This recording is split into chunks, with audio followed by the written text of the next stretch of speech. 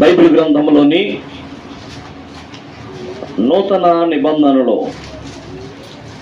పేతురు రాసిన మొదటి పత్రిక 5వ అధ్యాయము 8వ వచనం చదువుకుందాం. నిబ్బరమైన బుద్ధి గలవారై మెలకువగా ఉండుడి. మీ విరోధి అయిన అపవాది గర్జించు సింహము వలె ఎవరిని మృంగుదునా అని వెతుకుచూ తిరుగుచున్నాడు. దేవుడి మాటలను మన వినికిడిలో ఆశీర్వదించును గాక. ఆమేన్. చిన్న ప్రార్థన చేస్తాను. మహాగణుడా, మహోన్నతుడా, పరిశుద్ధుడా, ప్రేమ కనికరం కలిగిన మా యేసయ్యా, నీకు వందనాలు, స్తోత్రాలు. ప్రభువా, ఇంతవరకు ఇదిగోనైనా ఈ సంఘం యొక్క ప్రణాళికను గురించి మేము మాట్లాడుకున్నాం. వారి యొక్క సంఘం యొక్క లక్ష్యం ఏమిటో కూడా మేము ఈ రోజున ఇదిగో కౌంట్ చేయబడింది. అయ్యా, ఆ మాట్లాడుకున్న మాటల్లో నీ ఆత్మ నింపుదల ఉన్నదని మేము నమ్ముతున్నాం. నీకే స్తుతులు, స్తోత్రాలు. మరి శ్రేష్టముగా వాక్య ధ్యానంలోనికి నడిపిస్తున్నందుకు వందనాలు. అయ్యా, ఇదిగోనైనా నీ పక్షంగా నిలబడి మాట్లాడాలని తెగించుచున్న నన్ను జ్ఞాపకం చేసుకోండి. నీ రక్తం చేత శుద్ధి చేయండి. అయ్యా, నీ దాసుడు బలహీనుడయ్యా. అయ్యా, ఇదిగోనైనా నీ శక్తి చేత, నీ ఆత్మ చేత బలపరిచి నీ పని కొరకై వాడుకోండి. అడ్డుకోవాలని, ఆటంకపరచాలని ఇదిగో ప్రయత్నం చేస్తున్న ప్రతి విధమైన చీకటి శక్తులను, దయ్యపు శక్తులను, దురాత్మలను యేసుక్రీస్తు నామమున బంధిస్తున్నాం. కృప దయచేసి అయ్యా, ఇదిగోనైనా కరెంటును, వాతావరణాన్ని, సౌండ్ సిస్టాన్ని మీ స్వాధీనంలో ఉంచుకొని అల్లరి చేయాలని చూస్తున్న దురాత్మలను మరియు నిద్రమత్తు కలుగు చేయాలని చూస్తున్న దురాత్మలను యేసు నామములో బంధిస్తూ ఈ మాటలు ఇదిగో వాక్యము బయలు వెళ్ళుచుండగా ప్రతి వారి హృదయంలోనికి చొచ్చుకుపోవడానికి కృప దయచేయి. మంచిగా నీరు కట్టి ఫలించిన ఇత్తనాల వలె ఉండునట్లు కృప అనుగ్రహించండి. వారి హృదయాలని ఫలింపచేయమని యేసుక్రీస్తు నామములోనే అడిగి వేడుకొని పొందుకొని ఉన్నాము తండ్రి. ఆమేన్, ఆమేన్.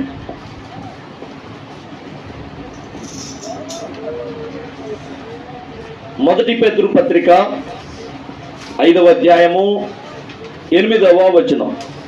నిబ్బరమైన బుద్ధి గలవారై మెలకువగా ఉండుడి. మీ విరోధి అయిన అపవాది గర్జించు సింహము వలె ఎవరిని మింగుదునా అని వెతుకుచూ తిరుగుచున్నాడు. మన విరోధి అయిన అపవాది అనగా సాతాను గర్జించు సింహము వలె ఎవరిని మింగుదునా అని తిరుగులాడుచు వాడట వెతుకుతున్నాడట. దానికోసం మనల్ని ఒక పని చేయమంటున్నాడు. నిబ్బరము అయిన బుద్ధి గలవారై మెలకువగా ఉండండి. అంటే నిబ్బరం అంటే ధైర్యం. నిబ్బరం కలిగి ఉండు అంటే ధైర్యము గల బుద్ధి కలిగి ఉండండి.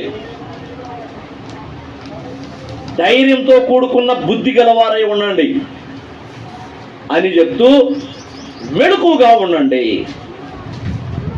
అంటే వాడు గర్జించు సింహం వలె తిరుగుతున్నాడు సాతానుడు. మీరు నిద్రపోతున్న వాళ్ళలాగా ఉండొద్దు. ఏముందలే, యేసుక్రీస్తు చనిపోయింది మొదలుకొని అడుగో వస్తున్నాడు, ఇడుగో వస్తున్నాడు అని చెబుతున్నారే కానీ ఇంత బట్టికి ప్రభువు అక్కడ రానేలేదు. మా చిన్నతనం నుంచి చూస్తున్నాం, రావట్లేదు. ఆయన ఇప్పుడు అల్లా రాడు.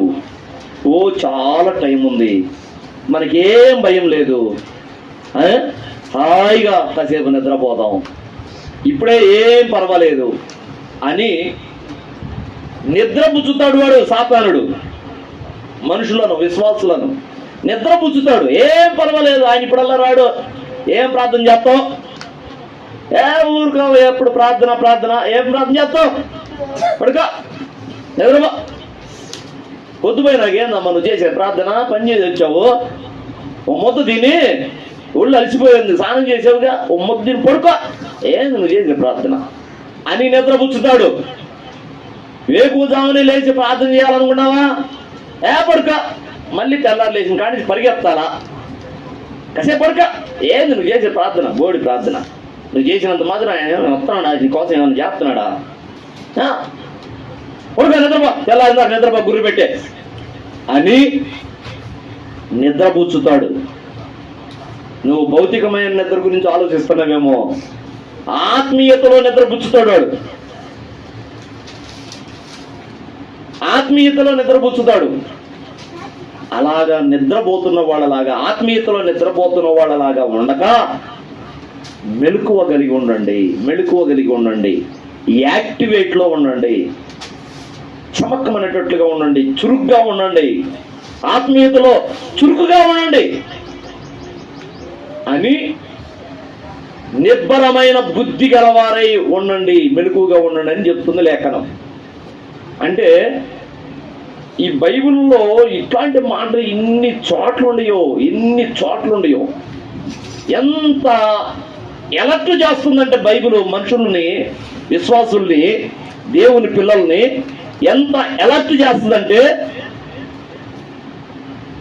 ఇదిగో ప్రార్థనలో మెలకుగుండు, ఇదిగా విసుకగా ప్రార్థన చేయి, అలసిపోక ప్రార్థన చేయి,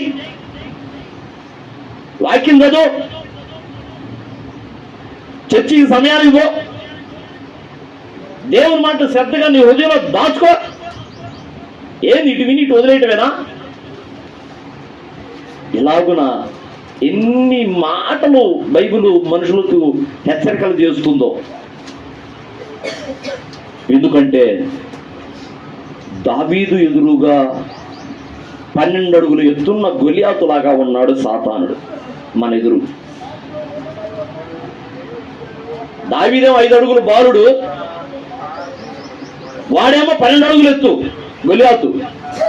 అలాగా మన ఎదురుగా అంత బలాఢ్యుడిగా ఉన్నాడు సాతానుడు. కాబట్టే దేవుడు ఏమంటున్నాడంటే, నువ్వు జాగ్రత్తగా ఉండవు. నువ్వు మెదకుండా నిద్రపోతే సింహం వచ్చి నీ మీద పడి చీల్చేస్తుంది. ఇంటికి ప్రహరీ గేట్ వేసేసుకో, తలుపేస్తున్నావుగా, ఇంటికి గడి పెట్టేసుకో. గడి పెట్టుకోకుండా ఎట్ట పడుకుంటావు? దొంగలు వచ్చి నీ సొమ్ము దోసుకొని పోతారు. క్రూర జంతువులు వచ్చి నిన్ను నిద్రపోతున్న వాడిని ఆంధ్ర చీల్చి చెండాడతాయి అని భౌతికంగా మనం చెప్పుకున్నట్లుగా ఆత్మీయ విషయంలో బైబిల్ చెప్తుంది, నువ్వు మెలకువగుండో, జాగ్రత్త, వాడు గర్జించే సింహం వల్ల తిరుగుతున్నాడు అని మనకి ఎన్నో విధాలుగా బుద్ధి కలిగి ఉండండి, మెలకువ కలిగి ఉండండి, చురుకుగా ఉండండి అని ఎన్నిసార్లు చెప్పింది బైబిల్ మనకి. ఒక విధంగా చెప్పాలంటే ప్రతి ప్రసంగంలో అదే మెలకువ కలిగి ఉండండి అనేగా. ప్రతి ప్రసంగం, ప్రతి ఆదివారం ప్రసంగం, లేదా ఆదివారమే కాదు శుక్రవారం ప్రసంగం అయినా మెలకువ కలిగి ఉండండి, విశ్వాసం కలిగి ఉండండి, జ్ఞానం కలిగి ఉండండి, ఇదేగా. ఎందుకు ఇంత హెచ్చరిక అంటే, వాడు మనకంటే బలవంతుడని మళ్ళా మీరు భయపడాల్సిన పరిస్థితి అయితే కాదు. అర్థమైందా? వాడు మన ఎదురుగా దావీదు 5 అడుగులు ఉంటే వాడు 12 అడుగులు ఉన్నాడు గొలియాతు. కానీ దావీదు భయపడ్డా? ఆఫ్టర్ సున్నత లేని ఫిలిస్తీయుడు వాడు నా దేవుణ్ణి అవమానపరుస్తాడా? దేవుని ఇల్లైన ఇశ్రాయేలు జనాంగాన్ని వాడు అవమానపరుస్తాడా? నాకు ఒక్క అవకాశం ఇస్తేనా అని దావీదు ఎట్లా అనగలిగాడు కదా? దేవుని ఆత్మ పూర్ణుడయ్యాడు. అస్సలు ఎదుటోడు అంతెత్తుండడని భయం కూడా లేదు. ఆడెంత నా ముందు అంటున్నాడు. వాడు తల తీసుకొస్తే ఏమిస్తారు? ఎంత ధైర్యం చూడు, ఎంత విశ్వాసం చూడు. వాడి తల తీసుకొస్తే ఏమిస్తానన్నాడు రాజు. ఎంత విశ్వాసం! ఎట్లా సాధ్యమైంది అది? అంటే ఎదుట ఉన్న ఆ బలాన్ని కాదు, ఎత్తుని కాదు చూస్తుంది దావీదు. అసలు వాడెంత, వాడు 12 అడుగులే ఉంది. నా వెనకున్నవాడు 100 అడుగులు ఎత్తున్నాడు. ఆయన ముందు వాడెంత? అది దావీదు యొక్క విశ్వాసం, దావీదు యొక్క ధైర్యం, దావీదు యొక్క నిబ్బరం. అది నిబ్బరం కలిగి నువ్వు మెలుగు ఉండు. నువ్వు ఇప్పుడు వాడు నీకంటే ఎత్తుగా ఉన్నాడు, వాడు గర్జించు సింహం వల్ల ఎవరిని మింగుదని తిరుగుతున్నాడని నిన్ను భయపెట్టడం కాదు ఇక్కడ చెబుతుంది వాక్యం. వాడు నీకంటే బలవంతుడే కాదంటులా, నీ మీద డబుల్ శక్తి ఉంది వాడికి, ఓకే కాదంటులా. కానీ వాడి మీద 100 రెట్లుంది నీ వెనకున్న వాడికి. నువ్వెందుకు భయం? ఇంకా పసిపిల్లోడు కొట్టుకాడు పోతున్నాడు. ఇప్పుడు సపోజ్ చిన్నుగాడు ఉన్నాడు చూడు, జాకరీ కొడుకు చిన్నుగాడు. ఆ చిన్నుగాడు కొట్టుకాడుకు పోతున్నాడు. ఒక్కొక్కటి గుర్ర అంటుంది. వాడు పరిగెడతాడు, అమ్మో కుక్క వస్తుంది అని పరిగెడతాడు. ఆ కుక్క ఈడు పరిగెడుతున్నాడు కదా అని కుక్క పరిగెట్టింది. వాస్తవానికి కుక్క గెలిచితే వాడు గెలుస్తాడా? కుక్కే గెలిచిద్దిగా, కుక్కే గెలిచిద్దిగా.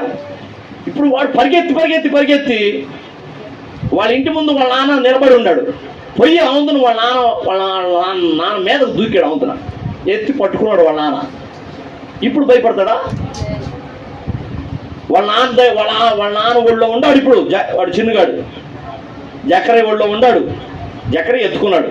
ఇప్పుడు కుక్కకు భయపడతాడా? ఇప్పుడు రా, దమ్ముంటే ఇప్పుడు రా అంటాడు. వాస్తవానికి చిన్నగాడు గెలుస్తాడా, కుక్క గెలిచిద్దా అంటే కుక్కే గెలిచిద్ది. కానీ ఇప్పుడు వాడికి ఎవరు సపోర్ట్ ఉన్నారు? వాళ్ళ నాన్న ఉన్నాడు. ఇప్పుడు భయపడ్డారా, ఇప్పుడు రా చూద్దాం అంటాడా లేదా? ఇంక ఇదే తంతు. ఖచ్చితంగా నీ వెనకున్న వాని బలాన్ని నువ్వు విస్మరిస్తే మాత్రం నువ్వు భయపడతావు ఎదుటోడికి. నీ వెనక ఉన్న వాని బలము నువ్వు విశ్వసిస్తే అట్ల వాడెంత. అదే చెప్తుంది నిబ్బరం అంటే. అది నిబ్బరము కలిగి బుద్ధి కలిగి ఉండు, మెలుగుండు. వాడైతే గర్జించి సింహంలాగా తిరుగుతున్నాడు, కానీ నువ్వు దానికి తడిసి వాడికి లోపడాల్సిన పరిస్థితి కాదు. ఒకవేళ వాడు సింహమే అయినా సింహాన్ని చీల్చేవాడు నీ అనుకున్నవాడు. హల్లెలూయా. అవసరమైతే నీ చేతనే సింహం నోరుని చీల్చేపిస్తాడు. దావీదు చేత చేయించినట్టు, సంసోను చేత చేయించినట్టు నీ చేత చేపిస్తాడు. ఆ సాతాను యొక్క కోరల్ని నీ చేత పీకేపిస్తాడు. ఈ సంవత్సరం షాలేమన్న ఏమన్నాడు తెలుసా? మీటింగ్ లో ఏమన్నాడు తెలుసా? ఈ సంవత్సరము ఒక పాట రాశాను.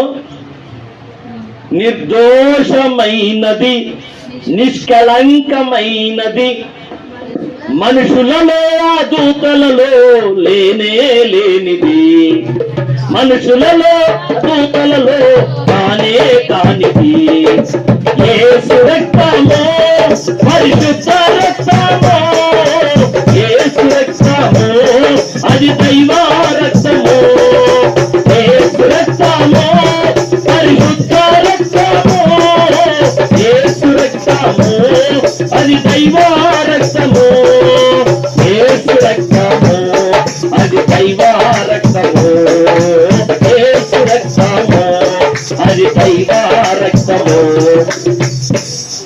ఈ పాట రాశాను ఈ సంవత్సరం, అదిరిపోయింది. యేసు రక్తం మీద పాట రాశాను, అదిరిపోయింది. ఎందుకంటే ఈ సంవత్సరం సాతానుడు నన్ను కిరికాడు. ఊరక చాలా మంది చెప్తుంది, నన్ను కిరికాడు పెట్టాడు.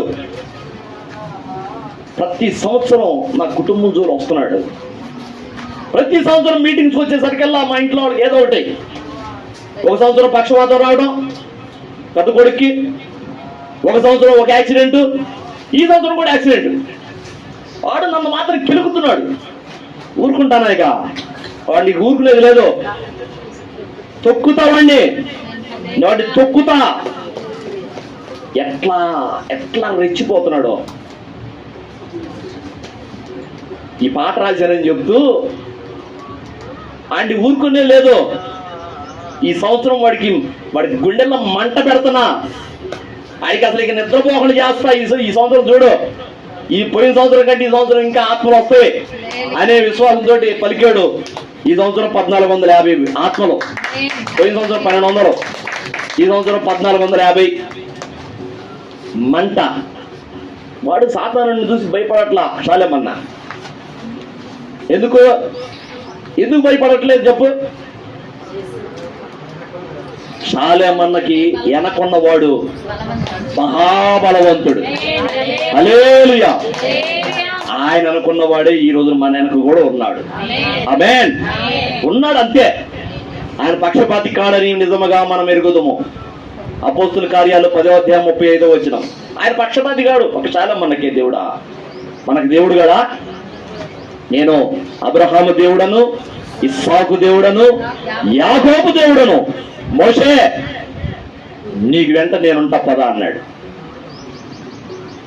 మనకు కూడా తోడుగా ఉంటాడు. హల్లెలూయా. కాబట్టి భయపడనవసరం లేదు. వాడి ఎత్తును చూసి, వాడి బలాన్ని చూసి, వాడి చిన్నెలు చూసి, వాడి గాండ్రింపు చూసి భయపడాల్సిన పని లేదు.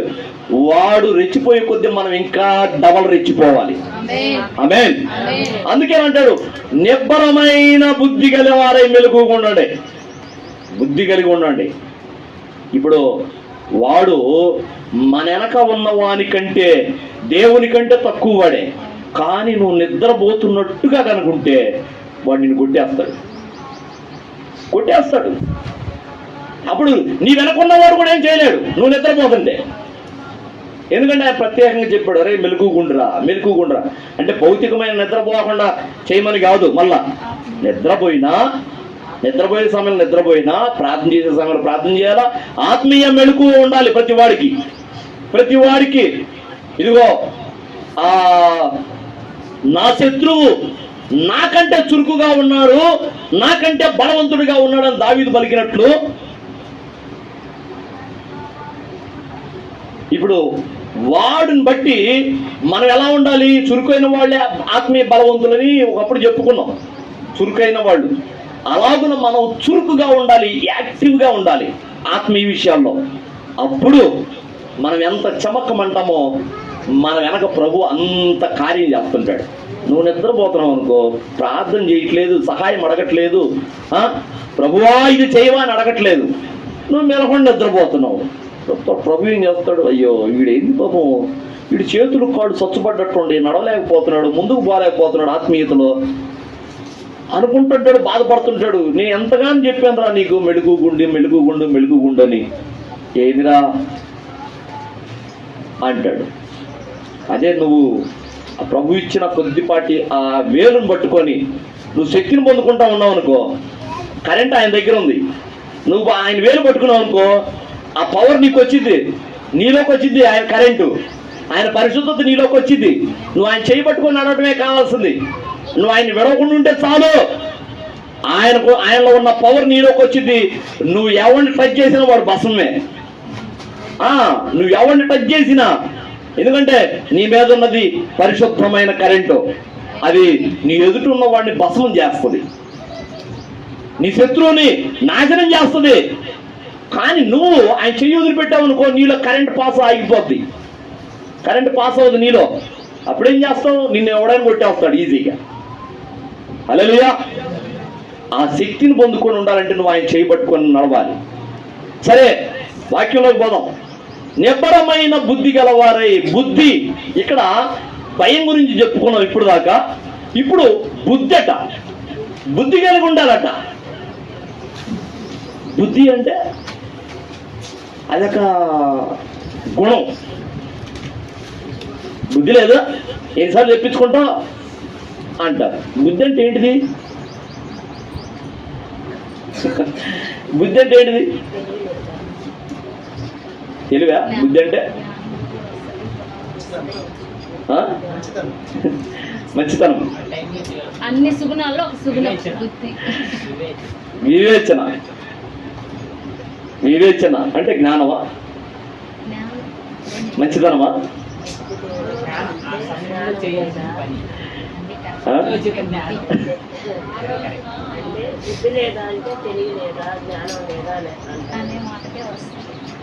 ఒకసారి తనులు తిన్నావుగా, బుద్ధి ఉండొద్దు అంటారు. మళ్ళీ వాడి స్నేహానికి ఎట్టబోతున్నావు, వాడు మొన్న అన్నాడు, మళ్ళీ వాడి స్నేహానికి పోయావు, మళ్ళీ ఆ తనులు తినొచ్చావు, సిగ్గుండొద్దు, బుద్ధి ఉండొద్దు నీకైనా, ఇంకోసారి బొమ్మకు అని చెప్పుకుంటాం పిల్లలకి కదా. బుద్ధి అంటే వివేకము, జ్ఞానం. ఏ సమయంలో చేయాల్సిందో ఆ సమయంలో చేయటమే బుద్ధి. ఇప్పుడు దేవుని పిల్లరా, ఈ బుద్ధి చూడండి, మత్తయి సువార్త 7వ అధ్యాయంలో ఒక మాట చెప్తాడు ప్రభువారు, నా మాట చొప్పున చేయువాడు బండ మీద తన ఇంటిని కట్టుకున్న బుద్ధి కలిగిన వాని వలె ఉన్నాడు అంటాడు. మత్తయి సువార్త 7వ అధ్యాయము 22వ వచనం నుంచి చూడు, 22 నుంచి. ఆ దినమందు అనేకులు నన్ను చూసి ప్రభువా, సరే తీసే 26 చూడు, మరియు ఈ నా మాటలు విని వాటి చొప్పున చేయని ప్రతివాడు ఇసుక మీద తన ఇల్లు కట్టుకొని బుద్ధిహీనుని పోలి ఉండును. వాన కురిసెను, వరదలు వచ్చెను, గాలి విసిరి ఆ ఇంటి మీద కొట్టెను, అప్పుడు అది కూలబడిను, దాని పాటు గొప్పదని చెప్పాడు. ఇది ఎవరి గురించి? బుద్ధిహీనుడు అంటే దేవుని మాటను పట్టించుకోని బుద్ధిహీనుడు. ఈరోజు మనలో ఎంతమందో ఉన్నారు దేవుని మాటలు పట్టించుకోకుండా. దేవుని మాటను పట్టించుకునే వాళ్ళు ఎంతో మంది బుద్ధిహీనులు ఉన్నారు. ఈ దేవుని పిల్లారా చూడండి, అదే 24 చూడు.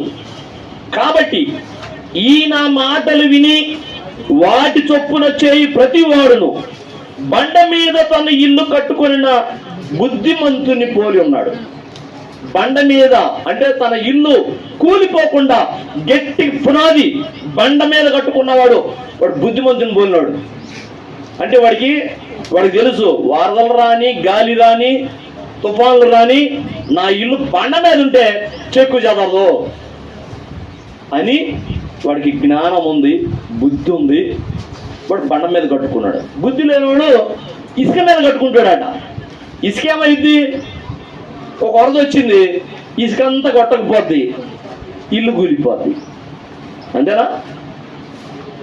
దేవుని మాట చొప్పున చెయ్యని వాడు ఇసుక మీద ఇల్లు కట్టుకున్న బుద్ధిహీనుడితో పోలి ఉన్నాడట. ఇక్కడ బుద్ధి అనగా దేవుని మాట వినేవాడు బుద్ధిమంతుడు. హల్లెలూయా. దేవుని మాట వినేవాడు బుద్ధిమంతుడు. తర్వాత తప్పిపోయిన కుమారుడు ఉన్నాడా? తండ్రి దగ్గర, నానా నా ఆస్తి నాకు ఇచ్చాయి, నా బ్రతుకు నేను బ్రతుకుతా, నా సావు నేను చేస్తా, మీతో పాటు నేను కలిసి ఉండలేను, నా ఆస్తి నాకు ఇచ్చాయి, అన్న ఆస్తి అన్నకి ఇచ్చాయి, నా ఆస్తి నాకు ఇచ్చాయి అని పంపకాలు చేసుకొని చిన్న కొడుకు తండ్రి ఇంటి నుంచి వెళ్ళిపోయాడు. వాడు ఏవో మామూలు ఎంజాయ్ చేశాడు కొన్నాళ్ళు. కూర్చొని ఏంటంటే కొట్టాలు కూడా జరిగిపోతాయని తీసుకెళ్ళిన ఆస్తి అంతా అయిపోయింది. వేసీలకు పెట్టాడు, క్లబ్బులకు పెట్టాడు, తాగుడికి పెట్టాడు, అన్ని దుర్గుణాలు అలవాటు చేసుకున్నాడు. చివరికి తిండికి లేదు. తిండికి లేకపోతే పందులు మేపుతానయ్యా అన్నాడు. ఒకటి దగ్గరికి పోయి పందులు మేపితే సరే మేపు అన్నాడు.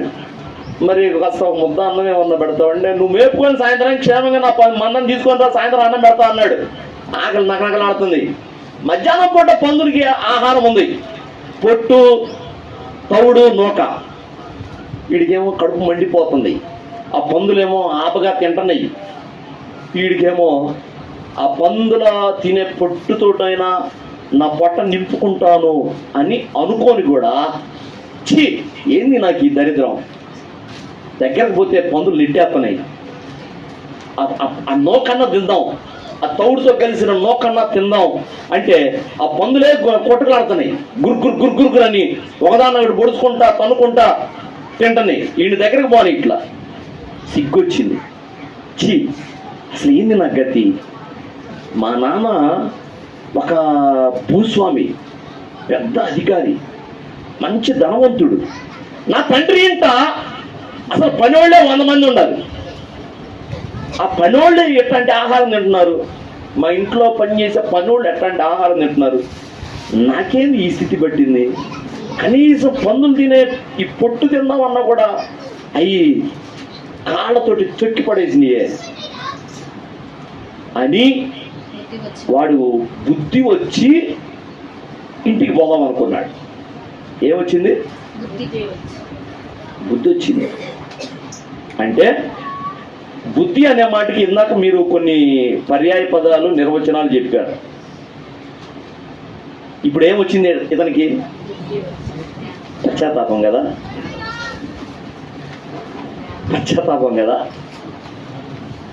మారు మనసు. అది ఇప్పుడు మళ్ళీ ఇంకో మాట వచ్చింది, మారు మనసు.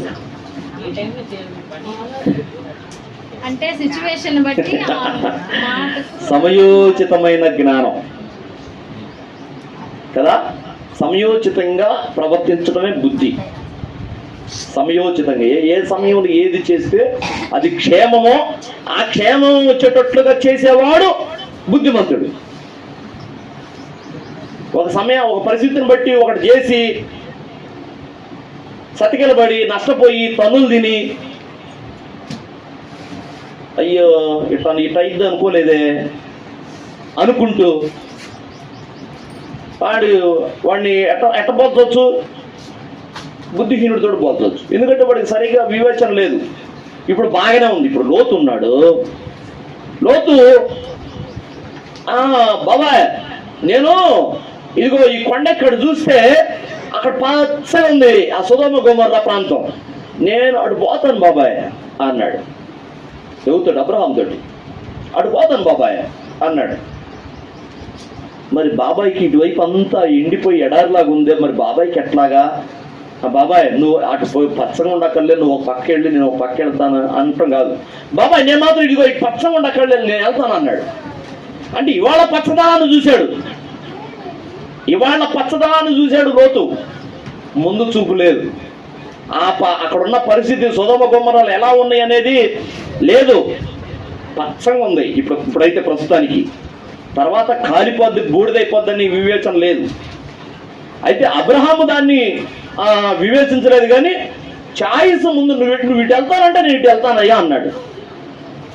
కానీ ఇవాళ పచ్చగా ఉండదాన్ని కోరుకున్నాడు లోతు. ఇవాళ బాగుందని మనం అడుగు ముందుకు వేసి నష్టపోవద్దు. తర్వాత ఇవాళ కాదు, లోకంలో ఒక సామెత ఉంది, కళ్ళున్నవాడు లోకాన్ని చూస్తాడు, దిమాకున్నవాడు దునియా మొత్తం చూస్తాడు. అంతేనా? ఉందా సామెత? దిమాకున్నవాడు, ఆత్మీయ నేత్రాలు ఉన్నవాడు దునియా మొత్తం చూస్తాడు. వాడు ఇవాళ పరిస్థితిని ఒక్కదాన్ని కాదు చూసేది, ముందు చూపు ఉంటుంది. వాడికి ముందు చూపు ఉంటుంది, వెనక చూపు ఉంటుంది. వాడికి అన్ని విషయాల్లో జ్ఞానం కలిగి ఉంటాడు దిమాకున్నవాడు. అదే బుద్ధి అంటే. హల్లెలూయా. దేవుని పిల్లరా, మరొక మాట చూద్దాము. మత్తయి సువార్త 3వ అధ్యాయం. మత్తయి సువార్త 3వ అధ్యాయము.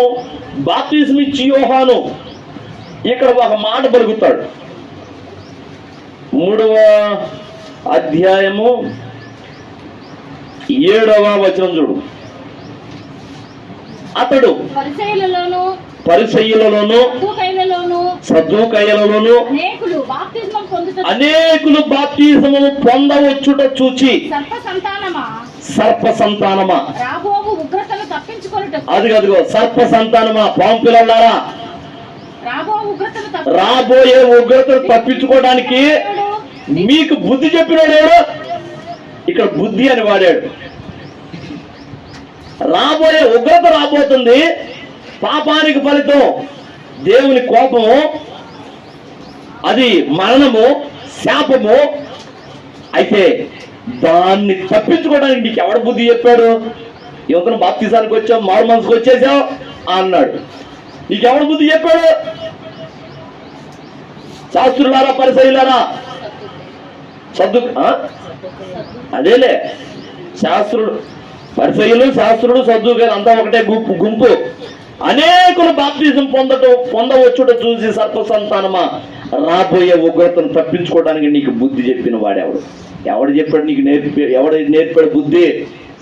భలేకి తెలుసుకున్నావే, నీ మీదకు ఉగ్రత రాబోతుందని, దేవుని కోపాగ్ని నీ మీద రగులుకోబోతుందని నీకెవడో బుద్ధి నేర్పాడే, వచ్చేసావు బాప్తిసానికి. ఇవాళ కొంతమందికి ఎంత చెప్పినా వాళ్ళకి బుద్ధి రావట్లా, నరకం ఉందని చెప్పినా, దేవుని కోపాగ్నికి గురవుతారని చెప్పినా బుద్ధి రావట్లా. కానీ ఇక్కడ నీకు బుద్ధి చెప్పిన వాడు ఎవడు అన్నాడు అంటే, నిజాన్ని తెలుసుకోవటం. ఇవాళ కంటికి కనబడకపోయినా కనబడం దాన్ని కూడా చూసి నమ్మేవాడు, వాడు బుద్ధిమంతుడు. అంటే రాబోయే ఉగ్రతను తప్పించుకోవడానికి నీకెవడు బుద్ధి నేర్పాడు అన్నాడు. ప్రియదేవులారా, అంటే ఈ బుద్ధి అనేది ఏం సూచిస్తుంది ఇక్కడ? ఈ బుద్ధి అనేది ఏం సూచిస్తుంది అంటే ముందు చూపు కదా. ముందు చూపు అంటే ఉగ్రత రాబోతుందని, దేవుని కోపాగ్ని నీ మీదకు వస్తుందని, నువ్వు నశింపైపోతావని నీకెవడో బుద్ధి నేర్పాడే, ఎవడో ముందు చూపు నేర్పాడే. దావీదు కథ, ఇతరులకి ఉపకారం చేసే బుద్ధి ఉందట దావీదుకి. లేకపోతే దేవుడు అంత ఈజీగా ఇష్టపడతాడా మనిషిని? దావీదు నా హృదయానుసారుడు అంటాడా? దావీదులో ఉన్న మంచి బుద్ధి తెలుసా? ఎవరికైనా వచ్చిన వాళ్ళని కాదనడు. అయ్యా రాజుగారు నాకు ఇది అంటే కాదనే ప్రసక్తి లేదు. ఒక విధంగా చెప్పాలంటే మన ఇండియాలో ఒక ఆయన ఉన్నాడే, దాన వీర సూర కర్ణ అని. మన ఇండియాలో పాండవులు కౌరవులు ఒక ఆయన ఉన్నాడు, కర్ణుడు. కర్ణుడిని ఎవరు వచ్చి ఏది అడిగినా కూడా కాదన్నాడట. అలాగిన దావీదు ఉపకార బుద్ధి కలిగిన వాడు. రండి మొదటి సమూయేలు గ్రంథము 24వ అధ్యాయము 17వ వచనం చూడు.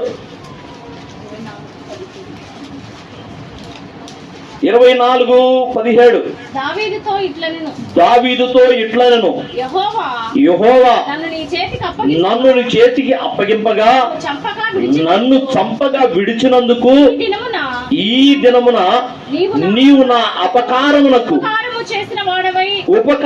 చేసిన వాడవై నా ఎడల నీకున్న ఉపకార బుద్ధిని వెల్లడి చేసితివి గనుక. ఉపకార బుద్ధి అంటే దావీదుకి అపకారం చేసిన వాడు కూడా ప్రాణాపాయ స్థితిలో ఉన్నప్పుడు దావీదు వాడికి ఉపకారమే చేస్తాడు. నీ శత్రువును ప్రేమించమని కొత్త నిబంధన ఉందిగా, యేసయ్య చెప్పాడుగా మత్తయి సువార్త 6లో, నీ శత్రువును కూడా ప్రేమించు, నీ ఎడమ చెంప కొట్టు మనకి నీ కుడి చెంప కూడా చూపించమన్నాడు కదా. అంటే నీ శత్రువుని, నిన్ను నశింపు చేయాలనుకుని నీ శత్రువును కూడా నువ్వు ప్రేమించు అన్నాడు కదా. దావీదులో ఆ గుణం ఉంది. దావీదుకి అపకారం తలపెట్టిన వాడు ఒకడున్నాడు. వాడు ప్రాణాపాయ స్థితిలో ఉన్నప్పుడు అవసరమైతే దావీదు వెళ్ళి సహాయం చేస్తాడు, ఉపకారం చేస్తాడు. ఇదేందయ్యా, ఆడు మొన్న నీకు అపకారం చేశాడుగా, మళ్ళా ఎత్తపోయి చేస్తావంటే, మరి వాడు చెడ్డోడు, వాడు బుద్ధివాడు కనపరుచుకున్నాడు. మరి నేను దేవుని బిడ్డని, నా బుద్ధి నేను కనపరచుకోవద్దా? ఇప్పుడు ఒక తేలట ఒక చిన్న కాలంలో కొట్టుకొని వస్తుందంట, ఒక చిన్న ఆకు మీద ఉందంట తేలు. అది కొట్టుకొని వస్తుంది.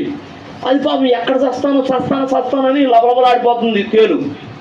ఒక కుర్రాడు, దైవభక్తి కలిగిన కుర్రాడు, మంచిడు తాగుతూ ఉండగా ఆ తేలు కొట్టుకుంటా వస్తుంటే చూసి దాన్ని పట్టుకోబోతున్నాడు, తీయబోతున్నాడంట. రే ఏంద్రా దానికి అది తేలురా, అది కుట్టిద్దిరా అంటే అయితే ఏమి అని అవుతున్న ఆ తేలును పట్టుకొని తీసుకొచ్చి ఒడ్డుని పెట్టాడట. తేలును పట్టుకొని ఒడ్డుని తీసుకొచ్చి పెడితే అది ఆల్రెడీ ఒడ్డును పెట్టేసరికే 2-3 సార్లు కొండితో కొట్టేసింది. మనోడు ఎందుకు రక్షించాడు దాన్ని అంటే అది ప్రాణాపాయ స్థితిలో ఉంది. దాన్ని కాపాడటం నా నైజం. నేను దేవుని భక్తి కలిగిన వాడిని కాబట్టి. అది కలిసిద్దని తెలుసుగా, దానికి విషముందని తెలుసుగా, అది కుడితే తట్టుకోలేని బాధని తెలుసుగా, తెలుసు కుట్టిద్దని తెలుసు. కానీ అది దాని నైజం కుట్టడం, దాని విషం చెప్పడం దాని నైజం అది చూపించినప్పుడు మరి దైవభక్తి కలిగిన నేను నా నైజం నేను చూపించొద్దా? అది ప్రాణాపాయ స్థితిలో ఉంది, చచ్చిపోతుంది. కుడితేనేమి పర్వాలేదు, దాన్ని కాపాడటం నా లక్ష్యం. దేవుడు నాకు నేర్పింది అది. నా శత్రువుని, నాకు హాని కలిగించేదాన్ని కూడా నేను కాపాడటం దేవుడు నాకు నేర్పాడు. అది దావీదు తనకు హాని చేయబోయే వాడికి కూడా, హాని చేసిన వాడికి కూడా ఉపకారమే చేస్తాడట. ఇక్కడ అదే అంటాడు, అయ్యా ఈ రోజున నీకు అపకారం చేసిన వాడికి నువ్వు మళ్ళీ ఉపకారం చేస్తున్నావే, మళ్ళీ సహాయపడుతున్నావే, నువ్వు కక్ష పెట్టుకోలేదే. వీడు మొన్న నేను అక్కడ వాళ్ళ ఇంటికి పోతే నన్ను చంపాలని చూశాడు, వాడి సంగతి అవకాశం వచ్చినప్పుడు చెప్తా అని అనుకోకుండా, అయ్యా దావీదా నాకు కొద్దిగా సహాయం చేయ్యా అంటే మరలా సహాయం చేస్తున్నావే. వాడు తన అపకార బుద్ధిని చూపించినా కానీ నువ్వు మాత్రం నీ ఉపకార బుద్ధిని చూపిస్తున్నావే అన్నాడు.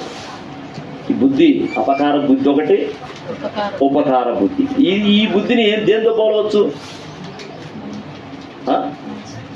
మంచి చెడు కదా. అపకార బుద్ధి అంటే చెడు, ఇదేమో ఉపకార బుద్ధి అంటే ఇది మంచితనం. బుద్ధికి అనేదానికి ఎన్ని నిర్వచనాలు ఉన్నాయో. అందుకే దేవుడు మనిషిని చేసేటప్పుడు, బాగా వినండి, మనిషిని చేసేటప్పుడు మన పోలిక చొప్పున మన రూపంలో చేద్దాం అనుకున్నాడు. పోలిక రూపం అంటే మనిషి రూపము, తల, 2 కాళ్ళు, 2 చేతులు, బాడీ, నిలబడి ఉండే మనిషిలాగా రూపం. పోలిక. దేవుడు ఎలాగైతే త్రిత్వమై ఉన్నాడో అలాగనే నరుడు కూడా త్రిత్వం, ప్రాణము, ఆత్మ, శరీరం, తండ్రి, కుమార, పరిశుద్ధాత్మ కదా. ఏంటది? మన పోలిక చొప్పున మన రూపంలో నరును చేద్దాం అనుకున్నారా? అయితే దేవుని స్వభావం మాత్రం ఇవ్వలేదు, దేవుని బుద్ధి మాత్రం ఇవ్వలేదు. అది సాధన ద్వారా, ప్రాక్టీస్ ద్వారా మనం తెచ్చుకోవాలి, దేవుని స్వభావంలోనికి మారాలి. అర్థమైందా? దేవుని పోలికలో, దేవుని రూపంలో ఉన్నాం మనం. కానీ బుద్ధి మాత్రం మనది చెడ్డ బుద్ధి, వంకర బుద్ధి, పాపం చేసే బుద్ధి. ఏంది? దేవునికి శత్రువైన వాడితోటి కలిసే బుద్ధి మనది. కానీ ఆ బుద్ధి నుండి మనం మారాలి, మళ్ళుకోవాలి. మన బుద్ధి స్వభావం మారాలి. ఎట్లాగంటే దేవుడు ఈ సమయంలో ఇక్కడుంటే ఏం చేస్తాడో, ఇప్పుడు నేనున్నాను కాబట్టి నేను కూడా అదే చెయ్యాలి అనే ఆ స్వభావం రావాలి మనకి. దాన్నే బుద్ధి అంటారు, స్వభావం. ఓకేనా? అయితే 24వ అధ్యాయం చూడు. ఇక్కడ మొదటి సమూయేలు గ్రంథము, ఇప్పుడు 24 చదివింది, 25వ అధ్యాయం, 25వ అధ్యాయము 2-3 వచనాలు చూడు. కర్మేలులోని మెయోనందు ఆస్తి గలవాడు ఒకడు కాపురం ఉండెను. అతడు బహు భాగ్యవంతుడు. అతనికి 3000 గొర్రెలను 1000 మేకలను ఉండెను. అతడు కర్మేలులో తన గొర్రెల బొచ్చు కత్తిరించుటకై పోయి ఉండెను. అతని పేరు నాతాలు, అతని భార్య పేరు అబీగయీలు. ఈ స్త్రీ సుబుద్ధి గలదై అంటే మంచి బుద్ధి. సుబుద్ధి, సు అంటే మంచి, సురేఖ అంటే మంచి రేఖ. సుబుద్ధి మంచి బుద్ధి, సులోచన మంచి ఆలోచన. ఇంకా సు మీద ఏమొస్తాయి? సు ఏమొస్తాయి? సు మీద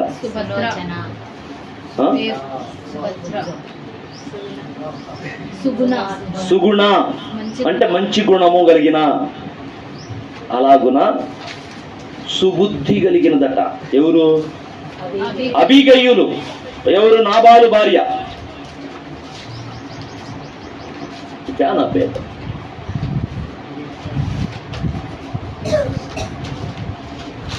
సుబుద్ధి గలదై రూపసి అయి ఉండెను. అయితే చర్యలను బట్టి చూడగా నాబాలు మోటువాడును దుర్మార్గుడునై ఉండెను. అతడు కాలేబు సంతతి వాడు. ఇక్కడ ఇద్దరు భార్య భర్తలు ఉన్నారు. నాబాలు ఇతను దావీదు కాలంలో వాడు. ఇతడు పేరును బట్టి నాబాలు అనగా మొరటవాడు అని అర్థమట. పేరును బట్టి మొరటగానే ఉంటాడట. అయితే ఈయన భార్య మాత్రం చాలా మంచిది, చాలా మంచిది, మంచి బుద్ధి కలిగింది, మంచి అందమైన స్త్రీ. రూపసి అన్నాడు. రూపసి అంటే చాలా చక్కగా ఉంటుంది. మరి అట్లాంటి పిల్లని అట్లాంటి వాడికి ఆ మొరటోడికి అట్టిచ్చారు ఏమో మరి. ఒకటి చూస్తే అసలు ఏంది ఈయనైంది ఏమైంది, అసలు ఇంత చక్కటి పిల్లని తీసుకెళ్ళి ఆడికి ఇచ్చారు అన్నట్టుగా ఉంటుంది. ఇక్కడ నాబాలు అబీగయీలు వీళ్ళ పరిస్థితి అట్టగా ఉంది. మనోడేమో దుర్బుద్ధి కలిగిన వాడు, పేరుకు తగ్గట్టుగానే మొరటోడు, మెట్టగా ఉంటాడు. ఈ అమ్మాయి ఏమో అబీగయీలేమో మంచి బుద్ధి కలిగింది, స్వరూపంగా మంచి చక్కని. అసలు ఈ అమ్మాయిని మనోడికి ఇవ్వాల్సిన అమ్మాయి అయితే కాదు ఈ అబీగయీలు. ప్రియుల పిల్లరా, ఈ అమ్మాయి యొక్క సుబుద్ధి ఏంది అంటే దావీదు అడవుల పాలవుతాడు. దావీదు అడవుల పాలైపోయి కొడుకులు వ్యతిరేకులు అయ్యారని రాజ్యాన్ని విడిచిపెట్టి తిరుగుతుంటాడు. దాదాపు 400 మందిని వెంటేసుకుని తిరుగుతుంటాడు, నమ్మకస్తుల్ని. ఇంకా అడవుల్లో వాసన చేస్తూ ఉంటాడు. ఈ సమయంలో సమీపంలో ఒక ఊరు ఉంటే ఆ ఊరు దగ్గరికి పోయి, అయ్యా ఇక్కడ పలానాడు ఒకడు ఉన్నాడు, మీరు పోయి అతను ఏదైనా సహాయం అడిగిరండి. మరి దావీదు రాజుగారి నమ్మిన పంటలు 400 మంది ఉన్నారు, వాళ్ళకి ఏదైనా సహాయం చేయ, నువ్వు కొద్దిగా ధనవంతుడివేగా అని అడిగి తీసుకురా పోండి అని దావీదు పంపిస్తాడు. పంపిస్తే పోయి అతన్ని అడిగితే దావీదు ఎవడో తెలీదా? మొన్న దాకా నీ మీద రాజుగా ఏలిన వాడు తెలీదా నీకు? దావీదు ఎవడో, యెషయ కుమారుడు ఎవడో అని గర్వంగా మాట్లాడతాడు. పాప ఆ సమయంలో ఈ అబీగయీలు ఉండదు, లేదు. అయ్యా ఇట్లా రాజుగారు మీ దగ్గర నుంచి ఏదైనా కొంత సహాయం ఆహారం తెమ్మన్నాడు అని వస్తే వాళ్ళు దావీదు ఎవడో, యెషయ కుమారుడు ఎవడో, నా ఆహారం ఇస్తానా, వెళ్ళిపడే అని మొరటగానే సమాధానం చెప్పాడు. ఇక వాళ్ళు వెళ్ళిపోతారు. వాళ్ళు వెళ్ళిపోయి దావీదుకి చెప్పడంతో ఇక దావీదుకి కడుపు రగిలిపోద్ది. నేనెవడో తెలీదా, దావీదు ఎవడో తెలియదు, యెషయ కుమారుడు ఎవడో తెలీదా, అందరూ బయలుదేరంటారా. ఇక కత్తులు ఈటెలో తీసుకొని బయలుదేరతారు. ఇక నాబాలు కుటుంబం ఆ రోజుతో ధ్వంసమే. వాళ్ళ ఇంట్లో 100 మంది పనివాళ్ళు ఉండని గాక, పెద్ద మంచి ధనవంతుడు కదా, 100 మంది పనివాళ్ళు ఉండని గాక, నమ్మిన బోర్డులు ఎంతమంది ఉండని గాక, ఆ రోజు అబీగయీలుతో సహా మొత్తం ధ్వంసం అయిపోద్ది. కోపం వచ్చింది రాజుకి, దావీదుకి. పదండ్రా అన్నాడు. వాళ్ళు 200 మంది అక్కడ ఉన్నారు, 200 మంది బయలుదేరారు. ఆడి దగ్గరికి 400 మంది అవసరం లేదు రాజా, 200 మంది పోదాం. 200 మంది బయలుదేరి వస్తున్నారు. అయితే ఇక్కడ వీళ్ళ నాబాలు ఇంటి దగ్గర జరిగింది ఏంటంటే, నాబాలు తాగి బాగా డాన్స్ చేస్తా ఊరేగింపులో ఉన్నాడు. పనోడు ఒకడు చెబుతాడు, అమ్మా ఇవాళ పగటి దినాన దావీదు యొక్క అనుచరులు వచ్చి ఆహారం అడిగారు అయ్యగారిని. అయ్యగారు లేదు అన్నాడమ్మా. దావీదు ఎవడో నాకు తెలియదు, యెషయ ఎవడో నాకు తెలియదు అన్నాడు. అయ్యగారు సహాయం చేయాల్సిందమ్మా అంటే, అవునా ఆ పనులు వచ్చారా, దావీదు యొక్క అనుచరులు వచ్చారా, అరే నాకు తెలియదా ఇప్పుడు దాకా అని అర్జెంటుగా ఎన్ని గొర్రెలు 200 రొట్టెలను 2 ద్రాక్షారసపు తిత్తులను వండిన 5 గొర్రెల మాంసమును 5 మానికల వేసిన ధాన్యమును 100 ద్రాక్ష గెలలను 200 అంజూరపు అడలను గార్ధబములు గాడిదల మీద వేయించి మీరు నాకంటే ముందు పోండి నేను వస్తున్నాను అనుకని చెప్పేసి అర్జెంటుగా ఆహారాన్ని ఇచ్చి పంపించింది. చూడు, సహాయం కోసం ఇంటికి వస్తే ఈ దుర్మార్గుడు ఇవ్వలేదు అని భార్య నడుము గట్టి దావీదుకి సహాయం పంపించింది. వాళ్ళు పోయి, అయ్యా అయ్యా దావీదు గారు, ఇదిగో మా అమ్మగారు పంపించారు, నాబాలు భార్య అబీగయలు పంపించారయ్యా అని చెప్తానే ఉండరు. ఏమో కూడా వెళ్ళిపోయి ఆందున సాష్టాంగపడి, నా ఏలినవాడా, యెహోవా జీవము తోడు, నువ్వు కోపాన్ని నుంచి మళ్ళుకోయా, నువ్వు ఒకవేళ నాకు తెలియదు, మీ వాళ్ళు వచ్చినప్పుడు నాకు తెలియదు పరిస్థితి, మీరు మా ఇంటికి వచ్చి అడిగిన సంగతి నాకు తెలియదు, మరి నా భర్త మొరటివాడు, పేరుకు తగ్గట్టుగానే మొరటివాడు, మరి మూర్ఖంగా మాట్లాడాము, దయవుంచి నన్ను బట్టి నా కుటుంబాన్ని వదిలిపెట్టండి అయ్యా, నా వాళ్ళందరిని వదిలిపెట్టండి అని ఆ రోజున సాష్టాంగపడి ప్రాధేయపడింది. అప్పుడు దావీదు కనికరించి నాబాలు ఇంటి మీదకి రావాల్సిన ఆ కోపాగ్ని నుండి మళ్ళుకుంటాడు. దావీదు తన కుటుంబాన్ని కాపాడుకుంది తన సుబుద్ధితోటి. లేకపోతే ఆ రోజు ధ్వంసం అయిపోయాయి. ఎందుకంటే ఇక మీ సైన్యం పోయి మీకు కుటుంబం మీద పడిన తర్వాత ఇక ఆడోళ్ళు మగోళ్ళు మంచోళ్ళు చెడ్డోళ్ళు చూసేది ఉండదు. ఓసకోతకు పోయటమే. యుద్ధం అంటే అట్టాగే ఉంటుంది. ఓసకోతే ఇక కుటుంబం మీద పడినా ఊరు మీద పడినా ఇక కొయ్యటమే కానీ ఎక్కడికెక్కడ పీకలు తెంపటమే కానీ ఇక వీళ్ళు మంచోళ్ళు వీళ్ళు చెడ్డోళ్ళు అనేది ఉండదు. అదేదో ముందే అక్కడ దాకా పోకముందే అబీగయలు వచ్చి తన సహాయంతో తీసుకొచ్చి ఇట్లా ఇదయ్యా పరిస్థితి కాబట్టి నీ కోపం నుండి మళ్ళుకోయ్యా అని ప్రతిమలాడింది. కాబట్టి ఆ రోజు నాబాలు బతికిపోయాడు. ఆ తర్వాత 10 రోజులు ఎట్లా సచ్చాడు అనుకో, దేవుడు బొత్తాడంట, సచ్చాడంట నాబాలు 10 దినాల తర్వాత. ఇదేం పిల్లరా, సుబుద్ధి దుర్బుద్ధి ఇక్కడ మనం చూస్తాం, అవునా? తర్వాత ఇంకొకటి ఉంది, ముందు చూపు లేని బుద్ధి లేని కన్నికలు. ఎక్కడున్నమాట? మత్తయి సువార్త 25వ అధ్యాయం. మత్తయి సువార్త 25వ అధ్యాయము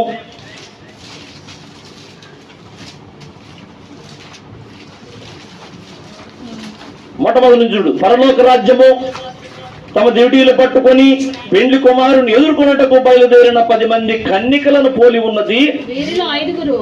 ఈ 10 మంది ఎవరు? పెండ్లి కుమారుడు కోసం ఎదురు చూస్తున్న వాళ్ళే. పెండ్లి కుమారుడు కోసం ఎదురు చూస్తున్న సంఘమే ఈ 10 మంది. కొంతమంది చెబుతారు 5గురేమో రక్షణ పొందిన వాళ్ళు, 5గురు రక్షణ లేని వాళ్ళు అని చెబుతారు. కాదు, పెండ్లి కుమారుడిని ఎదుర్కోవడానికి సిద్ధంగా ఉన్నది 10 మంది, అంటే ఈ సంఘమే. అయితే వేళల్లో 5గురు బుద్ధి లేని వారు, 5గురు బుద్ధి గలవారు. బుద్ధి లేని వారు తమ దివిటీలు పట్టుకొని తమతో కూడా నూనె తీసుకొని పోలేదు. బుద్ధి గలవారు తమ దివిటీలతో కూడా సిద్ధలో నూనె తీసుకొని పోయిరి. పెండ్లి కుమారుడు ఆలస్యము చేయుగా వారందరూ కునికి నిద్రించిరి. నిద్రపోయారు హాయిగా. నూనె అయిపోతుంది, మరి తెచ్చుకోవాలని జ్ఞానం లేదు, ముందు చూపు లేదు. బుద్ధి లేనివాడు కదా. బుద్ధి ఉండేవాళ్ళేమో ఏమో ఒకవేళ పెళ్లి కుమారుడు రావడం లేట్ అయితే మన దివిటీలో ఉండే నూనె అయిపోతే మరి పాత్రలో తీసుకుపోవద్దా అని 5గురేమో జాగ్రత్త పడి నూనె ఎక్స్ట్రా చేసేపోయారు. 5గురేమో ఏం కాదులే పా, సరిపోతులే పా. అప్పుడప్పుడు మా పాస్టర్ గారు మాట్లాడినట్టు మాట్లాడతారు. ఏం కదలే, ముందు చూపు ఉండదు. పోయారు. పెండ్లి కుమారుడు ఆలస్యం చేశాడు. ఎందుకంటే ఒక్కోసారి ఆలస్యం చేయటం కూడా కారణం ఉంటుంది. అసలు ఎవరి సహనం ఎంతవరకు ఉందో చూడాలి. రవిరయ్య గారు అయితే కావాలని కూటాన్ని 10ంటికి వస్తాడు. నైట్ కూటం 10ంటికల్లా కూటం అయిపోవాలి లెక్క, కానీ ఆయన 10ంటికి వస్తాడు. కూటానికే 10ంటికి వస్తే ఒకవేళ 10ంటికి వాక్యం తీసుకుంటే అయిపోయేలా 12 అయింది. కావాలని ఇంక 2-3 పాటలు పాడతాడు.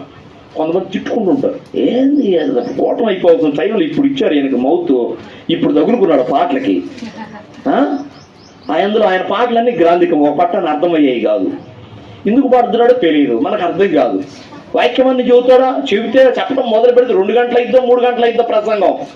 మరి ఈయన పెందలు అడిగొద్దు, ఏడుంటాం ఎదాకని. కొంతమంది వెళ్ళిపోయేవాళ్ళు వెళ్ళిపోతుంటారు, కొంతమంది నిద్రపోయేవాళ్ళు నిద్రపోతుంటారు. అప్పుడు చెబుతాడు, దేవుని యందు నాకు అత్యంత ప్రియులారా అని ఆ మాట వాడి అప్పుడు చెబుతాడు. కూటము వాస్తవానికి ఇప్పుడు కూటం అయిపోవాల్సిన టైము, కానీ నేను ఎందుకు ఇంత లేటుగా వచ్చాను అంటే దేవుని వాక్యము కోసం అవసరమైతే నైట్ అంతా మేల్కొని ఉంటామనే సమర్పణ కలిగిన వాళ్ళే మేల్కొని ఉంటారు. వాళ్ళకే నచ్చుతా నేను. కొన్ని సచ్చు గింజలు ఉంటాయి, వాళ్ళు సర్దుకుంటారు, నిద్రన పోతారు, లేకపోతే సొడుక్కుంటూ వెళ్ళిపోతారు. అట్లాంటి గింజలు నాకు అవసరం లేదు. దేవుని కోసం గట్టిగా నిలబడే గింజలు కావాలి, గట్టి గింజలే కావాలి నాకు. 10 మంది ఉంటా చాలు, కోటం చెబుతా నేను అంటాడు.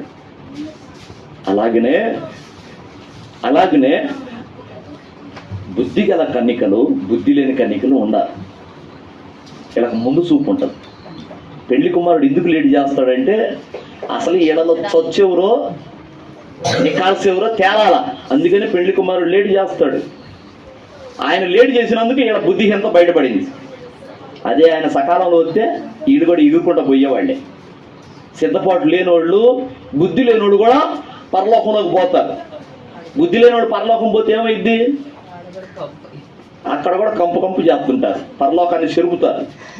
అందుకని వాళ్ళని గ్రేడ్ చేయడం కోసమే లేట్ చేస్తాడు పెండ్లి కుమారుడు. అర్థమైందా? పెండ్లి కుమారుడు ఎందుకు లేట్ చేస్తాడంటే నేను లేట్ అయితే కానీ ఒక్కొక్కడు బుద్ధులు బయటపడవు. సణుక్కునే వాళ్ళు ఎవరు, నిద్రపోయే వాళ్ళు ఎవరు, నిగ్గుదేరిద్ది అని ఆయన లేట్ చేస్తాడు. ఆయన రాకడా ఈ బుద్ధి లేని వాళ్ళ బుద్ధి బయటపడింది. అది బుద్ధి కలిగిన వాళ్ళు అయితే, ప్రభువా నువ్వు ఎప్పుడు వచ్చినా పర్వాలేదయ్యా, నువ్వు తెల్లారుజామున వచ్చినా పర్లేదు, తెల్లారినాకు వచ్చినా పర్లేదు, మేము మాత్రం దివిటీలు ఆరిపోకుండా మేము కాపాడుకుంటాం అని బుద్ధి కలిగిన వాళ్ళు సిద్ధపాటు కలిగి, వివేచన కలిగి అన్నీ ఏర్పాటు చేసుకుంటారు. అర్థమైందా? హల్లెలూయా. బుద్ధిమంతుడట. సామెతల గ్రంథానికి రండి. సామెతల గ్రంథము 22వ అధ్యాయము. టకటకట నేను ఊహిస్తున్నాను, సమయం అయిపోవచ్చింది. సామెతల గ్రంథము 22వ అధ్యాయం 3వ వచనం చదువమ్మా. బుద్ధిమంతుడు చూచి దాగును. బుద్ధిమంతుడు అపాయము వచ్చుట చూచి దాగును. జ్ఞానము లేనివాడు యోచింపక ఆపదలో పడతాడు. బుద్ధి లేనివాడు, జ్ఞానం లేనివాడు ఆపదలో పడతాడు. బుద్ధిమంతుడు ఆగుతాడు. అట్లా కొద్దిగా ఆగు, అసలు ప్రమాదం కొంచెం కొద్దిగా అట్టుండు. అదే బుద్ధి లేనివాడు ఆవేశంగా పోయి గుంట్లో పడతాడు. బుద్ధి గలవాడైతే కొద్దిగా వివేచిస్తాడు, ఆలోచిస్తాడు ఏం చేయాలన్నా. తర్వాత 10వ అధ్యాయం, సామెతల గ్రంథం 10వ అధ్యాయము 19వ వచనం చదువు. విస్తారమైన మాటల్లో దోషం ఉండక మానదు. తన పెదవులను మూసుకొని వాడు బుద్ధిమంతుడట. అంటే ఒకళ్ళు మాట్లాడటం మొదలు పెడితే ఉదయం నుంచి సాయంత్రం దాకా తెంపు ఉండదు ఆ నోటికి. అదే చక్కనూరు కనుకైతే పగిలిపోతాయి కూడా. పై పెదాలు కింద పెదాలు కొట్టుకొని టాడిస్తూ ఉంటే పై పెదాలు కింద పెదాలు కొట్టుకొని పగిలిపోతాయి చెక్కలు అయితే. అవి తోలు కాబట్టి పగలవు. అందుకని వీళ్ళు ఉదయం నుంచి సాయంత్రం దాకా మాట్లాడినట్టే ఉంటారు. అసలు విస్తారంగా మాట్లాడితే దోషాలు వస్తుండే అనే సంగతి బైబిల్ చెప్తుంటే వినరు. మాట్లాడతారు. ఒకసారి నేను కూడా కేకలేస్తుంటే ఓయ్ అగా ఏం మాట్లాడుతావు ఊరకు లోడ లోడ లోడ లోడ ఒకటే వాగుతుంటా అగా విస్తారమైన మాటలో దోషం ఉంటుందని బైబిల్ చెబుతుంది అని అప్పుడప్పుడు మా పాస్టర్ని గద్దెత్తుంటాను. ఎందుకంటే మాట్లాడటం మొదలు పెడితే కోటం అయిపోయినాక చూడాలి. అన్నం తినేవాళ్ళు తింటే నా మాత్రం తింటా కూడా మాట్లాడుతూనే ఉంటుంది. ఏంది అంటే చెప్పేది ఏంటంటే బుద్ధిమంతుడైతే వాడు పెదాలని మూసుకుంటాడు, తక్కువగా మాట్లాడతాడు. బుద్ధిమంతుడైతే వాడు పెదాలని మూసుకుంటాడు, తక్కువగా మాట్లాడతాడు. నీ మాటలు మితముగా ఉండనిమ్మని చెప్తుంది ప్రసంగి గ్రంథం. నీ మాటలు మితముగా ఉండనేమో, ఎవరికి లోడలోడ మాట్లాడటం కాదు.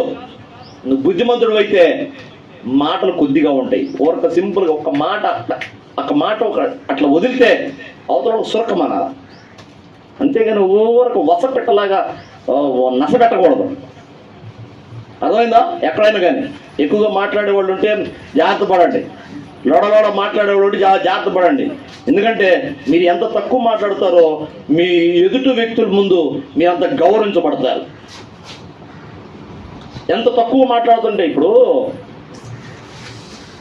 మా పెద్ద పెద్ద మంత్రులు ఉన్నారు, అధికారులు ఉన్నారు, వాళ్ళు ఊరికి లోడ మాట్లాడరు. అసలు అర్థం పర్థం లేకుండా ఏది పడితే మాట్లాడదాం విలువ ఉంటుంది జనంలో.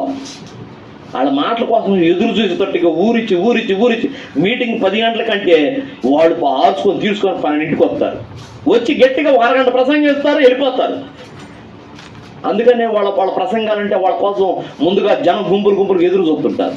అదే ఓవరగా 10ంటికి మీటింగ్ అంటే 9ంటికి వచ్చి ఓవరగా వాగుతా ఉన్నాడు అనుకో, అదేంటి విలువ ఉంటుందా? ఉండదు.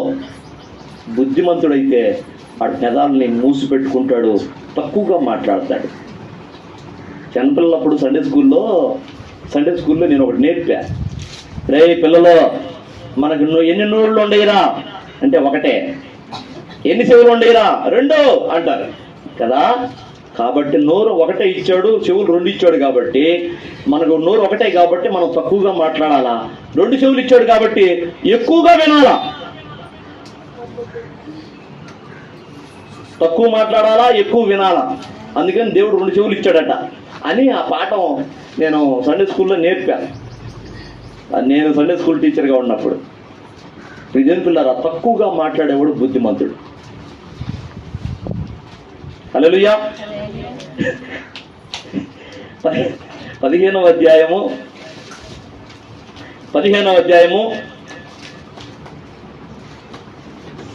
24వ వచనం చూడు. 15:24 అదే సామెతల గ్రంథం. క్రిందనున్న పాతాళమును తప్పించుకొనవలెనని, కిందనున్న పాతాళము తప్పించుకోవాలని. చూడండి, ఇదిగో కింద పాతాళం ఉందట. కింద అంటే నరకం అంచునే పాతాళం ఉంది. కిందనున్న పాతాళము తప్పించుకోవాలనని బుద్ధిమంతుడు పరమునకు మార్గము, జీవ మార్గము నడుచుకుంటాడట. ఇవాళ రక్షణ పొంది నేను పరలోకానికి పోవాలి, నరకాన్ని తప్పించుకోవాలనుకున్న ప్రతి వాడు బుద్ధిమంతుడు. నేనైతే ఒక్కరోజు ప్రసంగం విన్నా, ఇదిగో దేవుని యందు నా ప్రియులారా, మీరందరూ పాపులని మీకు తెలుసా? మీరు చిన్ననాటి నుండి మీ పాపం మీ మీద ఏలుబడి చేస్తుందని తెలుసా? ఆ పాపంలో ఉండి చనిపోతే నువ్వు నరకంలో పడతావని తెలుసా అని ఇలాగనే పాస్టర్ గారు చెప్తుంటే నేను మీలాగనే కూర్చొని విన్నా. ఒక రోజున పాస్టర్ గారిని లోపలికి పంపించిన, బయట సిగరెట్లు కలుస్తూ ఉన్నాం కదా. ఆ తర్వాత లోపల పోయి కూర్చోగాని ఈ ప్రసంగం విన్నా. అప్పుడు అర్థమైంది, అవును నేను కూడా పాపినే, నేను చేయని పాపం అంటూ ఏది లేదు. అయితే నరకం ఒకటి ఉందా? ఒకవేళ ఈ విషయం తెలియకుండా నేను ఒకవేళ చనిపోయి ఉంటే పరిస్థితి ఏంది? నరకంలో పడేవాడినేగా అని ఆ రోజు ప్రసంగం విన్నాను. నా స్థితి, నేను నరకంలో కాలుతున్నా, యాతన పడుతున్నా, ఆ స్థితి నా కళ్ళ ముందు ప్రత్యక్షమైంది. వామ్మో, వద్దు, ఆ నరకం వద్దు, పాడొద్దు, అగ్నిలు మనమేడ కాలుతాం. నేను మామూలుగా ఇట్లాంటి ఎండకి నేను తట్టుకోలేనైతే నా వల్ల కాదని చెప్పేసి పాస్టర్ గారు నేను బాప్తిజం పొందుతాను అదే రోజు చెయ్యెత్తా, ఒక్క ప్రసంగానికే. ఆ తర్వాత 2-3 వారాలు అయిపోయిన తర్వాత బాప్తిజం ఇచ్చాడు. అంటే ఒక 10 రోజులు ట్రైనింగ్ లాగా ఇవ్వాలని, బాప్తిజం గురించి ట్రైనింగ్ ఇవ్వాలని ఆయన వాళ్ళ రూల్ ప్రకారం ఒక 10 రోజులు ట్రైనింగ్ క్లాసులు పెట్టి ఇచ్చాడులే. నేనైతే ఆ ఒక్క ప్రసంగమే విన్నాను. చెయ్యెత్తాను, పాస్టర్ గారు నాకు బాప్తిజం కావాలి, నాకు బాప్తిజం ఇవ్వండి, నేను పాపం నుండి మడుకోవాలనుకుంటున్నాను అని నేను ఆ రోజున తీర్మానం చేశాను, చెప్పేశాను. కిందనున్న పాతాళం తప్పించుకోవాలని నేను చేసిన ప్రయత్నం ఆ రోజు, నరకాగ్ని నుండి తప్పింపబడాలని నేను ఆ రోజు అనుకున్నాను.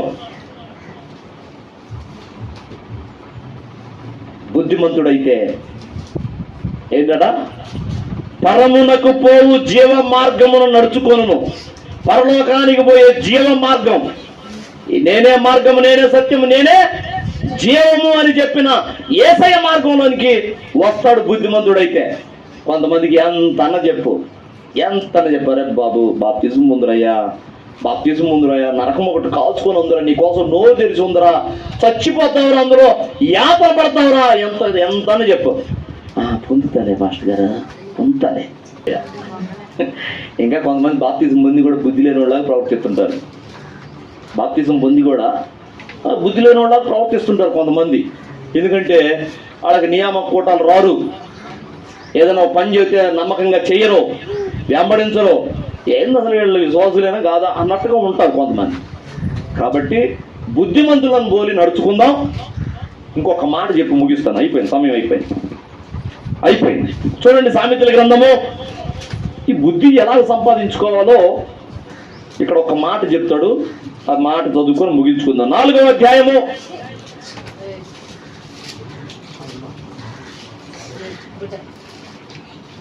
7వ వచనం చూడు. జ్ఞానం సంపాదించుకున్నటయే జ్ఞానానికి ముఖ్యాంశం. చూడండి, జ్ఞానం సంపాదించుకోవటం అనేది అసలు జ్ఞానానికి ముఖ్య అంశము. చూడు కింద అంటాడు, నీ సంపాదనంతా ఇచ్చి బుద్ధి సంపాదించుకో. నీ సంపాదన అంతా ఇచ్చి బుద్ధి సంపాదించుకో. యేసయ్య అన్నాడు, ఇదిగో నీ ఒంటి, నీకు ఏమి లేదా, ఇంటికాడ ఆస్తిపాస్తులు ఏమి లేవా, అంతా నీ ఒంటి మీద వస్త్రమేనా ఉంది, నీ వస్త్రం అమ్మేనా కానీ ఖడ్గం కొనుక్కో అన్నాడు. ఒంటి మీద వస్త్రం అమ్మేసైనా కానీ ఖడ్గం కొనుక్కో అన్నాడు. అంటే ఇంట్లో ఏమి లేవు, నువ్వు అమ్మడానికి ఏమి లేవు, నా ఒంటి మీద వస్త్రమే ప్రభుత్వం ఉంది, దీన్ని కూడా ఏడా మీద అవసరమైతే కొనుక్కో ఖడ్గం. ఖడ్గం అంటే ఏందాడా, వాక్యం, ధర్మశాస్త్రం, బుద్ధి. ఎందుకంటే నీకున్న సర్వస్వం అమ్మేసుకోనైనా కానీ బుద్ధిని, రక్షణను, జ్ఞానమును నువ్వు సంపాదించుకోవాలి. హల్లెలూయా. నీకున్నది మొత్తం సర్వస్వం కోల్పోయినా కానీ నువ్వు రక్షణ సంపాదించుకోవాలి, బుద్ధి సంపాదించుకోవాలి, జ్ఞానం సంపాదించుకోవాలి. ఇక్కడ అంటాడు, నీకున్నదంతయు, నీ సంపాదన అంతా ఇచ్చి బుద్ధి సంపాదించుకో అన్నాడు. అంటే బుద్ధిని సంపాదించుకోవటం కోసం నువ్వు ఏం చేసినా పర్వాలేదు, ఎంత ఖర్చు పెట్టినా పర్లేదు, నీ యావదాస్తి ఖర్చు పెట్టినా పర్వాలేదు, వదిలేసినా పర్వాలేదు. ఒక్కొక్క ఇంట్లో రక్షణ పొందుతానని నువ్వు వస్తుంటే నీ ఇంట్లో వాళ్ళు, ఏడకి పోతున్నా, నువ్వు బాప్తిజం పొందుతానని పోతున్నావు, ఇంట్లో చిల్లిగా ఉండదు, నీకు అసలు ఆస్తిలో వాటా అయ్యేమో, నువ్వు పుట్టిన పుట్టకేంది, చేసే పని ఏంది, నువ్వు పెరుగుతున్న కులం ఏంది, నువ్వు పోతుంది ఎక్కడికి, వాళ్ళ దగ్గరికి పోతావా, ఆ 2 కులాల దగ్గరికి పోతావా, వాళ్ళ దేవుడి దగ్గరికి పోతావా, ఆస్తిలో చిల్లిగా వయ్యను అంటారు. ఒక్కొక్కడేమో దానికి భయపడి వెనక తగ్గుతాడు. భక్త సింగ్ గారు లాంటి వాళ్ళు, ఏంది సాధు సుందర్ సింగ్ లాంటి వాళ్ళు, ఏసన్న గారు లాంటి వాళ్ళు, మీకు శాతనైంది చేసుకోండి, మీరు ఇస్తే అంత, ఇవ్వకపోతే అంత, నాకు అవసరం లేదు, నాకు ఏసయ్య కావాలి అని ఉన్న ఆస్తి మొత్తం వదిలేసి ఏసయ్య కోసం వచ్చేవాళ్ళు. హల్లెలూయా. నీకున్న సంపాదన అంతా ఇచ్చి బుద్ధి సంపాదించుకో. అంటే ఏందో తెలుసా, నీ యావదాస్తిని పోగొట్టుకొనైనా కానీ ఏసయ్యను పొందుకో, రక్షణ పొందుకో, జ్ఞానం తెచ్చుకో, బుద్ధి తెచ్చుకో, అదే నిన్ను కాపాడింది. ఎందుకంటే నీకున్న ఆస్తుల్లో, సంపాదనలో దొరకని ఆనందం, సంతోషం, బుద్ధి, రక్షణ, జ్ఞానంలో దొరుకుతాయి. హల్లెలూయా. కాబట్టి బుద్ధిని సంపాదించుకునే మార్గం చెబుతుంది. అంటే మనము బుద్ధి అనగా జ్ఞానము, రక్షణ, జ్ఞానము, రక్షణ, లేకపోతే బుద్ధి. దీన్ని సంపాదించుకోవడం కోసం మనం ఎంత ఖర్చు పెట్టినా పర్వాలేదు, ఏం కోల్పోయినా పర్వాలేదు. దేవుడి మాటలను మన వినికిడిలో ఆశీర్వదించును గాక. ఆమేన్. తల్ల ఉంచుదాం. స్తోత్రము తండ్రి, స్తోత్రము స్తోత్రము స్తోత్రం. సకల ఆశీర్వాదాలకు కారణభూతుడైన మా దేవ, మహాపరిశుద్ధుడా, నీకు వందనాలు, స్తోత్రాలు.